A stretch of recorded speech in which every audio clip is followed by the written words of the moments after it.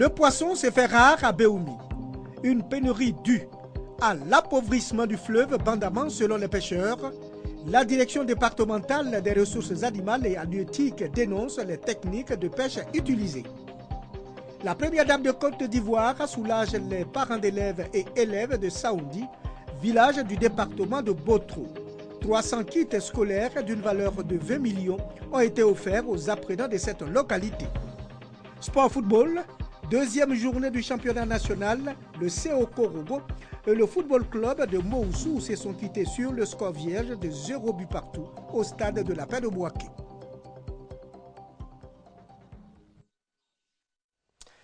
Bienvenue dans cette édition. En vue de réduire les pertes post-récolte, le programme de productivité agricole en Afrique de l'Ouest encourage la transformation du maïs, du manioc et de la banane plantain en farine. Le Fonds interprofessionnel pour la recherche et le conseil agricole et ses partenaires techniques ont donc initié une session de formation au profit de 100 pâtissiers à Yamoussoukro pour s'approprier le processus de fabrication de la farine locale. Le reportage de Ouattara Amadou. Plus de 100 pâtissiers à l'école du FICA, Fonds interprofessionnel de la recherche et le conseil agricole et ses partenaires techniques. C'est l'utilisation des farines locales dans la préparation des produits pâtissiers qui est passée en revue. Une formation pour permettre à un grand nombre de pâtissiers de s'approprier le processus de préparation des produits pâtissiers à base de farine locale. La formation consiste à valoriser les produits à base de farine locale. Tout ce qu'on faisait dans les pâtisseries, on peut faire avec nos farines locales.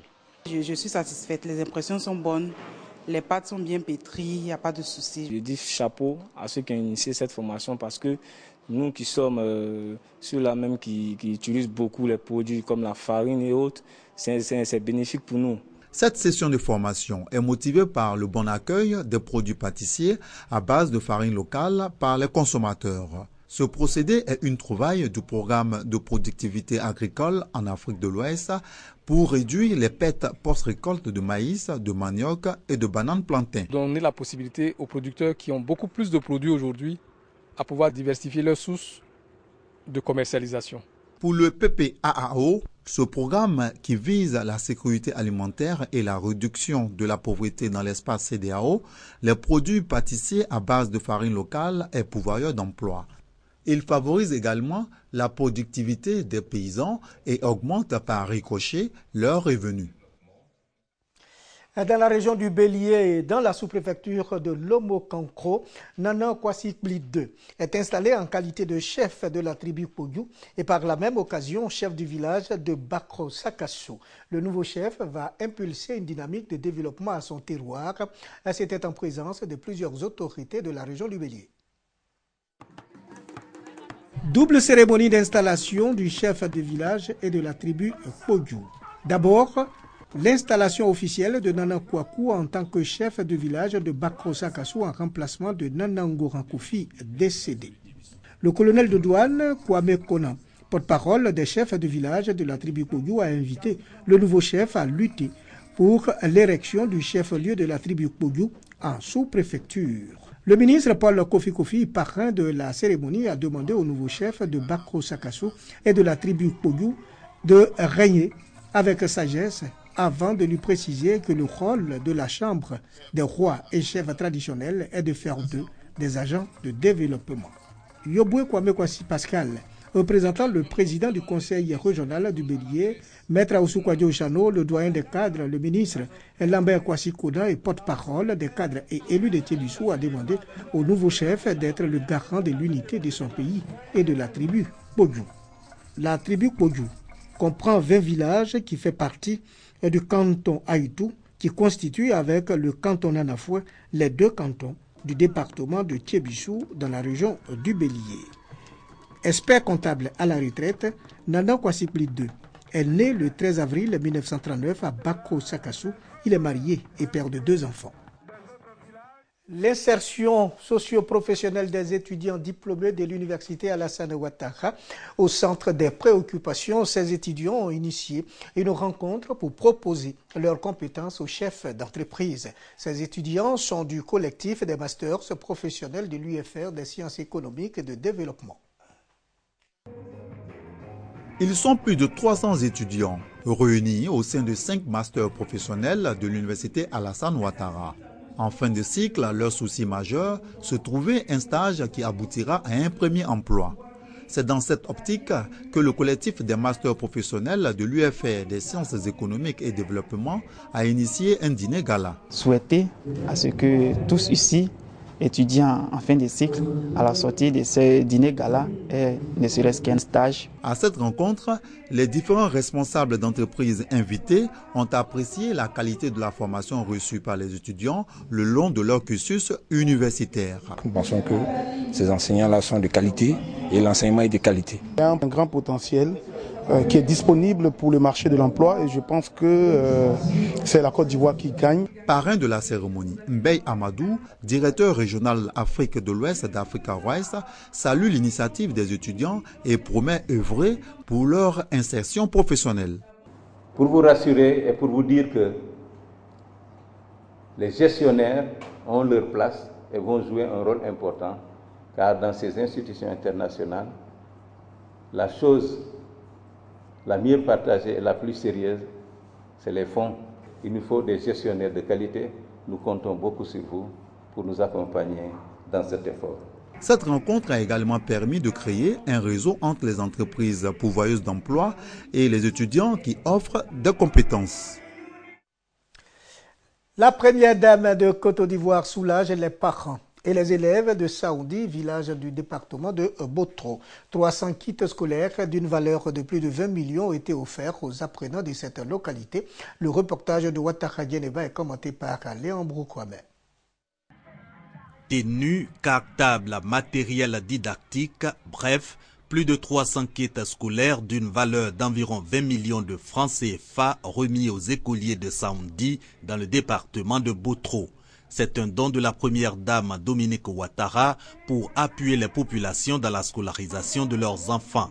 Précision de la présidente de l'ONG Yebotikou Saoundi qui a procédé à la remise du don. Ce n'est pas la première fois, c'est depuis novembre 2012 que la première dame, chaque rentrée et à chaque fête de Noël, nous fait grâce en nous soutenant par des dons de kits scolaires et des cadeaux de Noël. Ce don de la première dame Dominique Ouattara, un soulagement à la fois pour les populations et les écoliers, selon les députés Kwasi Dibi.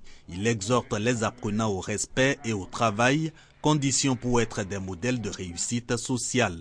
Un message bien perçu par les bénéficiaires qui disent leur reconnaissance à leurs bienfaitrices. Nous, les élèves de l'EPP Saoundi, disons merci à Maman Dominique Ouattara pour tous ces cadeaux qu'elle donne aux élèves de Saoundi. On ne peut que dire merci à Maman Dominique Ouattara pour ce grand geste de cœur qu'elle vient de faire à l'endroit de nos élèves. Ça sera un grand coup de soulagement pour les parents. Ouverte en 1957, l'école primaire publique de Saoundi compte plus de 300 écoliers pour seulement 6 classes. Une nouvelle école constitue alors l'attente des responsables éducatifs. Le poisson s'est fait de plus en plus rare dans le Bandama au niveau de Béoumi. Les pêcheurs de cette localité qui ravitaillaient le bec et le reste de la Côte d'Ivoire expliquent cette pénurie par l'appauvrissement du fleuve. La direction départementale des ressources animales et halieutiques dénonce les techniques de pêche utilisées. Marché de poissons de Béoumi, Bernardine s'est habituée des lieux en sort réduit ce premier vendredi de décembre 2015. Raison, la flambée des prix des poissons, denrées de plus en plus rares. Je suis venu payer poisson. Ce que je suis venu payer là, je n'ai pas eu, c'est trop petit. On m'envoie de venir payer les gros poissons. La viande est plus chère. On préfère rester pour aller prendre poisson congelé. Les enfants qui m'ont dit de les envoyer un peu de poisson et je n'ai pas eu ce que moi je voulais. Et j'étais obligé de prendre ça pour aller donner ça aux enfants comme ça. Les poissons qu'on plaçait à 1000 francs, tous ces poissons sont devenus maintenant à 2000, 3000. Les filets sont devenus chers. par rapport à ce qu'ils prennent pour aller pêcher là, c'est devenu cher sur les marchés.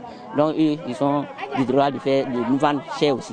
Pénurie de poissons, hausse des prix. Pour comprendre ces phénomènes, Cap sur Bongofla, ce campement d'environ 1000 pêcheurs est bien connu pour être le plus grand pourvoyeur de la région de Gbeke en poissons d'eau douce. Ici, le tarissement du fleuve Bandama reste la seule explication. Avant là, l'eau là, ça remplit bien même. Mais maintenant là, l'eau là, ça remplit pas trop. Quand la pluie vient bien, donc l'eau là, ça a bien rempli. Mais plus là, ça vient pas trop. Bon, l'eau là, si ça descend, ça vient, ça n'arrive pas à sa place encore. En Vana, l'eau là, il vient jusqu'à à côté des campements. Mais maintenant, il n'y a pas d'eau. Quand il n'y a pas d'eau là, le poisson ne fait pas d'enfant. Le tarissement du fleuve Bandama, seul point d'accord entre pêcheurs et leur tutelle. Pour cette dernière, les techniques utilisées par les pêcheurs appauvrissent davantage le fleuve. Les pêcheurs ont vraiment pêché avec des engins de pêche non réglementés. J'ai fait plusieurs réunions avec les pêcheurs pour leur demander de pêcher avec les agents réglementaires, c'est-à-dire au moins des filets de 3 doigts, au moins. Il y en a qui pêchent jusqu'à des filets de un doigt serré. Bon, c'est la conséquence que nous vivons actuellement. Mais aujourd'hui, tout le monde se plaint, effectivement, il n'y a plus de poissons. Dans tous les cas, la pénurie de poissons ne pourra être éternelle, toujours selon la tutelle. Des mesures sont en cours d'élaboration pour empêcher l'utilisation des moyens et techniques de pêche hors normes sur le fleuve Bandama. Le reportage de Soro Corona Blaise Mamadou est commenté par Léandro Kwame. Le centre de santé de Bouaké-Sokora a bénéficié de travaux de réhabilitation à plus de 30 millions de francs CFA. Cérémonie de remise de cet édifice sanitaire avec notre reporter Charles Tatou.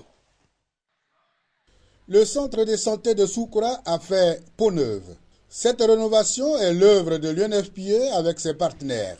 En plus de ces travaux de rénovation, le centre de santé a été entièrement équipé. Coût global des travaux de réhabilitation, plus de 30 millions de francs CFA. En Côte d'Ivoire, plus de 20 femmes meurent chaque jour des suites d'un accouchement ou d'une grossesse. Face à cette situation alarmante, la Fondation ATEF au Maïs et le Fonds des Nations Unies pour la population ont convenu de conjuguer leurs efforts pour le renforcement des plateaux techniques des centres de santé. Le CSU de Sokora est le 10e site bénéficiaire de l'appui conjoint ATEF au Maïs UNFPA. Cette action s'inscrit dans le cadre de la lutte contre la mortalité maternelle, néonatale et infantile en Côte d'Ivoire. Lutte dans laquelle s'est engagé l'UNFPA en appuyant le ministère de la Santé et de la lutte contre le sida en matière de réhabilitation et d'équipement des services de gynécologie obstétrique. Le projet d'appui au renforcement du dialogue socio-sécuritaire pour une police nationale au service de la population, initié depuis 2014, a permis la création des comités consultatifs d'éthique composés des civils dans les commissariats de police.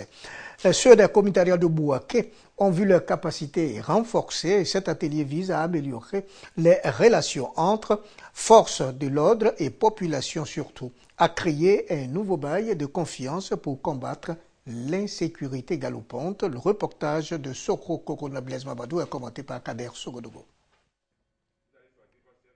Créer un cadre de dialogue pour instaurer un climat de confiance entre la police nationale et la population. C'est le sens du projet d'appui au renforcement du dialogue socio-sécuritaire financé par l'Union européenne à hauteur de 3,6 milliards de francs CFA. Débuté en 2014, ce projet vise à appuyer le processus d'amélioration des relations entre forces de l'ordre et population et à favoriser la professionnalisation de la fonction de policier. Pour la réussite de ce nouveau bail de confiance, des comités consultatifs d'éthique composés en majorité des civils sont installés dans les commissariats. À cet effet, plusieurs séminaires sont initiés. À Bouaké, il a été question d'apporter une réponse durable aux besoins sécuritaires des populations et garantir à chacun un environnement sûr et propice à l'exercice des libertés. Le volet le plus important, c'est comment renforcer le dialogue entre la police et la population. Et ce dialogue-là se fait autour des comités consultatifs d'éthique qui ont été créés dans les 116 commissariats de sécurité publique. Il s'agit en fait de créer une plateforme d'échange entre la police et la population Il s'agit aussi pour nous, la police nationale, de savoir si les valeurs d'éthique, les déontologies sont appliquées. Ces séminaires renforcent aussi les capacités des agents de police sur l'approche privilégiant les droits de l'homme et la lutte contre les sentiments d'insécurité. Le projet d'appui au renforcement du dialogue socio-sécuritaire a également permis l'équipement et la réhabilitation des commissariats et districts de police.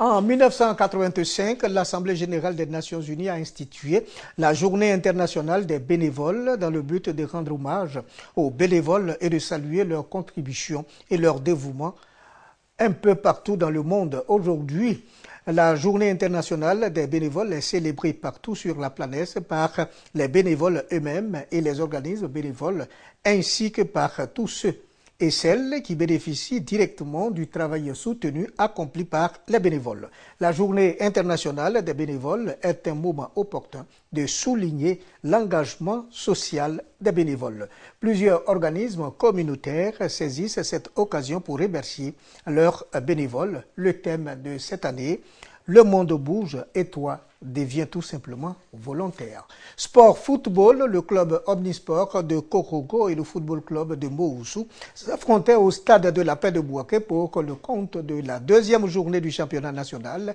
Les deux équipes se sont quittées 2-2, 0 but partout. Deuxième journée de la Ligue 1 au stade de la Paix de Bouaké. Le club Omnisport de Korogo en rouge recevait le football club de Moussou en jaune et vert. Après la première mi-temps soldée par un score vierge, les visiteurs vont imposer un football athlétique et technique au poulet de Ouattara Bakari, trop lourd pour ce début de championnat. Une domination territoriale qui oblige les joueurs venus du Boro à commettre de nombreuses fautes. Les multiples attaques de cette jeune formation venue tout droit de la deuxième division sont restées infructueuses, avec trop de précipitations et un manque d'expérience. Les attaquants de Moussou ont eu le pied carré devant les buts adverses. Ce manque de lucidité et de réalisme, le banc des jaunes et verts en est conscient. C'est des jeunes, ils découvrent, donc ils sont précipités, ils sont excités. On va corriger tout ça. Et nous sommes en train d'apprendre. Je pense que pour une première fois, c'est pas mal. Mais il y a encore beaucoup à faire. On se rend compte de l'ampleur du travail qui nous attend. On va se mettre au travail. Le club Omnisport de Korogo refuse d'empocher les 3 points de la victoire à la 90e minute. Son attaquant, seul face au portier de Moussou, offre le ballon en cadeau de Noël au jeune portier de Moussou. Score final, 0 but partout. Ouattara Bakari, président du COK, s'en réjouit. Les enfants ont eu à pratiquer un bon football.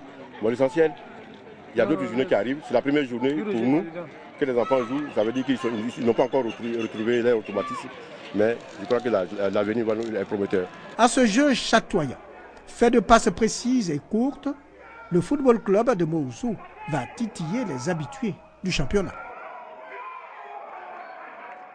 Et c'est la fin de cette édition réalisée par Aline Corré. Merci de nous avoir suivis. Au revoir et à la semaine prochaine.